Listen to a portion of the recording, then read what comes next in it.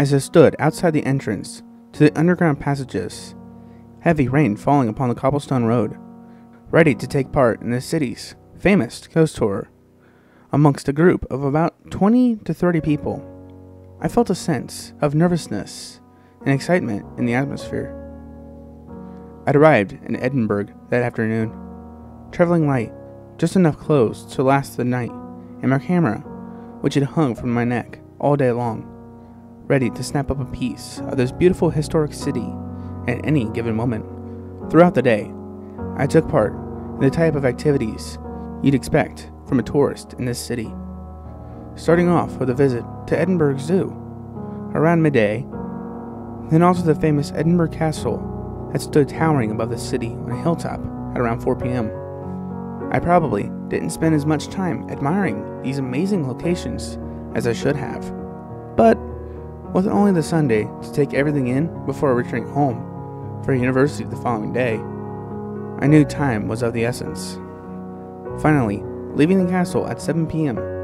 after a spot of lunch at the Onset Cafe, I got onto a tour bus that brought the rest of the group to the start of the city's famous ghost tour. So, here we all are, waiting for the tour guide to make an appearance and get the evening underway, when suddenly, there goes my phone, ringing. Glancing down at the screen, I saw Mom flashing on the screen. "Hi," I said, picking up the phone. "Could you ring me back, Mom? I'm a little preoccupied right now, and don't have much time." "Hey, son.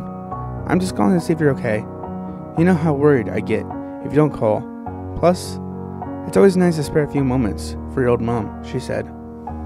From birth until the age of 18, when I left home to study photography at a university, I was never closer to anyone more than my mom, so I could understand her concerns, as I usually would make a note of contacting her on a Sunday.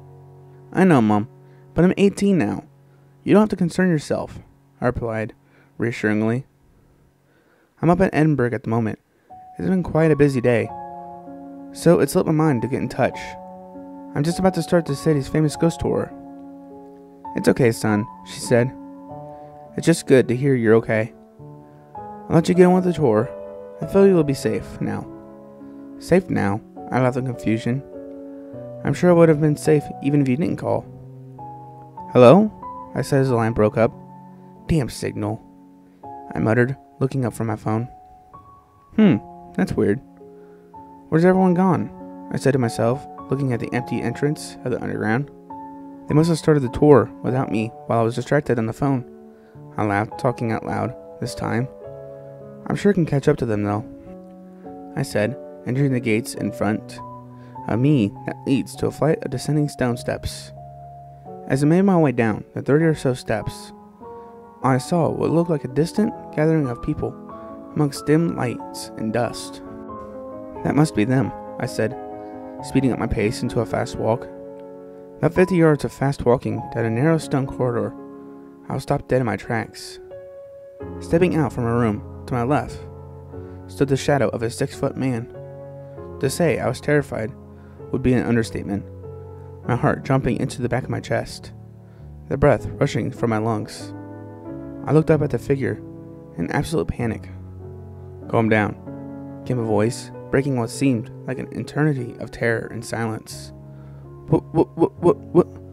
Who are you?" I asked, stammering in shock. "The name's Edward McGregor," he replied, stepping from the darkness to reveal himself. A guy of about 40 years, with long, brown, shaggy hair, piercing green eyes, and a pale skin complexion. Edward stood before me, blocking the way forward. "You've been separated from the rest of them, haven't you?" he asked. "I just got held up outside on the phone and lost my concentration." "So you could say that," I replied with a laugh of realizing he wasn't some terrifying monster or ghostly apparition as first thought. "It happens all too often. You missed the first 10 minutes of the tour," he said.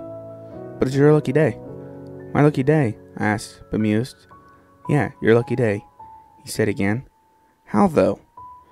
I replied, even more confused. The rain that flooded the graveyard above was just too much for the foundation. The rain that flooded the graveyard above was just too much for the foundations of these old corridors to hold. And now, all but you lay dead beneath the collapse of the ceiling.